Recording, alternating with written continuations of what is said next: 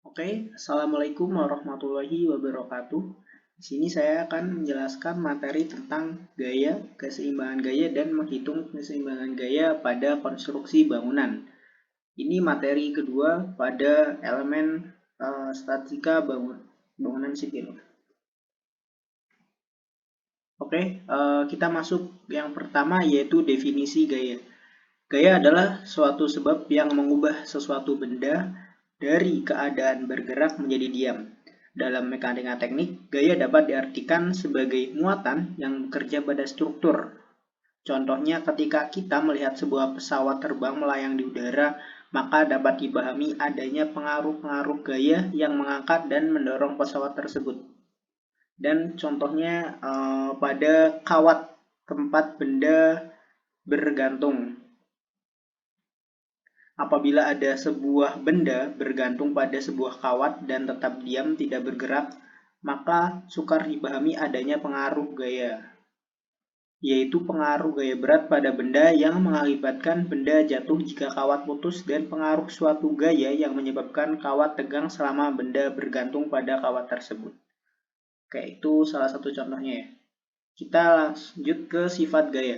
Gaya merupakan salah satu besaran vektor yang dapat ditentukan besaran atau nilai dan arahnya pada suatu struktur bekerja, gaya atau muatan dengan sifat-sifatnya sebagai berikut. Yang pertama yaitu mempunyai besaran, kedua adalah mempunyai arah, dan yang ketiga mempunyai titik tangkap. Titik tangkap sebuah gaya ditunjukkan oleh sebuah garis melalui sumbu batang panah. Sebagai contoh, sebuah gaya P sama dengan 50 kN bekerja tegak lurus ke bawah dan titik tangkap melalui sumbu batang panah. Diperlihatkan pada gambar di bawah. Oke, selanjutnya yaitu komposisi gaya. Pada suatu struktur, mungkin bekerja lebih dari satu gaya dan susunannya juga bermacam-macam. Berbagai kemungkinan komposisi gaya antara lain, pertama, gaya-gaya kolinear adalah gaya-gaya yang garis kerjanya terletak pada satu garis lurus. Kedua, gaya-gaya konkuren adalah gaya-gaya yang garis kerjanya berpotongan melalui suatu titik. 5 cm skala 1 cm sama dengan 10 kN, P sama dengan 50 kN. Ketiga, gaya-gaya non-konkuren adalah gaya-gaya yang garis kerjanya berpotongan dengan yang lain, tidak pada satu titik. Dan yang keempat, gaya-gaya sejajar adalah gaya-gaya yang garis kerjanya sejajar satu sama lain. Nah, di bawah ini adalah foto-foto grafik dari masing-masing kemungkinan komposisi gaya. Oke, lanjut ada besaran pokok dan besaran turunan. Pertama, besaran pokok. Besaran pokok merupakan besaran fisika yang satuannya telah ditetapkan terlebih dahulu dan tidak diturunkan dari besaran lain. Contohnya ada panjang, satuan SI-nya meter, dimensinya L.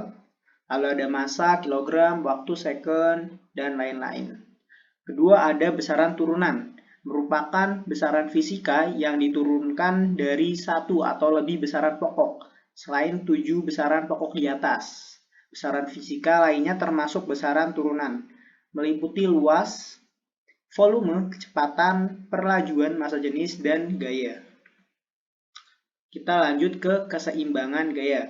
Keseimbangan gaya adalah hampir sama dengan kesetaraan gaya. Bedanya pada arah gayanya. Pada kesetaraan gaya antara gaya pengganti dengan gaya yang diganti, arah yang dituju sama. Sedang pada keseimbangan gaya, arah yang dituju berlawanan. Gaya pengganti atau reaksi arahnya menuju titik awal dari gaya yang diganti atau aksi.